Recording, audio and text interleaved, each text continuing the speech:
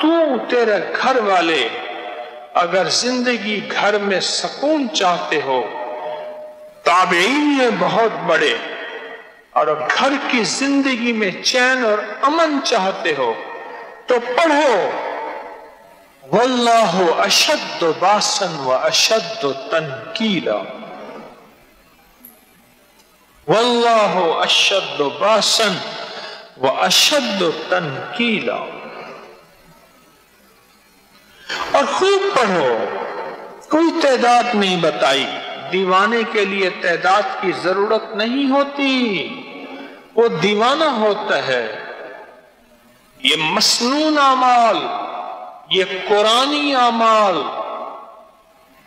جو آج ہمارے اکابر موجودہ دور کی کیفیتوں میں بتا رہے ہیں، ان کی ہر دور میں ضرورت ہے۔ وحی کی برکات قیامت تک رہیں گی۔ قرآن وحی ہے، حدیث وحی ہے، اور یہ میں قرآن پاک کی آیت آپ کو بتا رہا ہوں، واللہ اشد باسا واشد تنکیلا، گھریلو جھگڑوں کے لیے، گھر کی نفرتوں کے لیے، گھر کی الجھنوں کے لیے، گھر کی نوک جھونک کے لیے، گھر کے امن برباد ہو گیا ہے کسی بہو کے آنے کی وجہ سے، یا کسی داماد کے آنے کی وجہ سے، یا کسی نوکر کی وجہ سے، یا بیوی میاں کی وجہ سے، یا آپس میں بچوں کے کسی وجہ سے نفرتیں ہیں گھر میں۔ میں آپ کو پھر کہہ دوں، میں وظیفے بناتا نہیں ہوں، بتاتا ہوں۔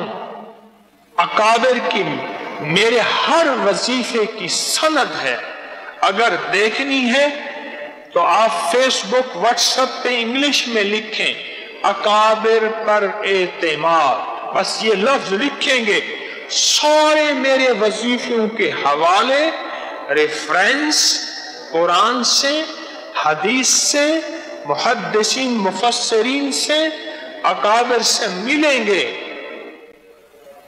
میں ڈاکیہ ہوں، میں تو اپنے بڑوں کے پیغامات انسانیت کے امن کے لیے، عالم کے امن کے لیے، گھروں کے امن کے لیے، دلوں کے امن کے لیے، محبت اور پیار کے لیے، انسانیت کے لیے، یہ میرا عنوان ہے اور قرآن و حدیث ہے۔ کسی نے پوچھا حضرت جی مولانا انعام الحسن رحمت اللہ علیہ سے کہ حضرت اس امت کے فتنوں میں بڑے فتنے کیا ہیں؟ فرمایا اس امت کے بڑے فتنوں میں سے بڑا فتنہ گھروں کا توڑ ہے۔ کیا ہے؟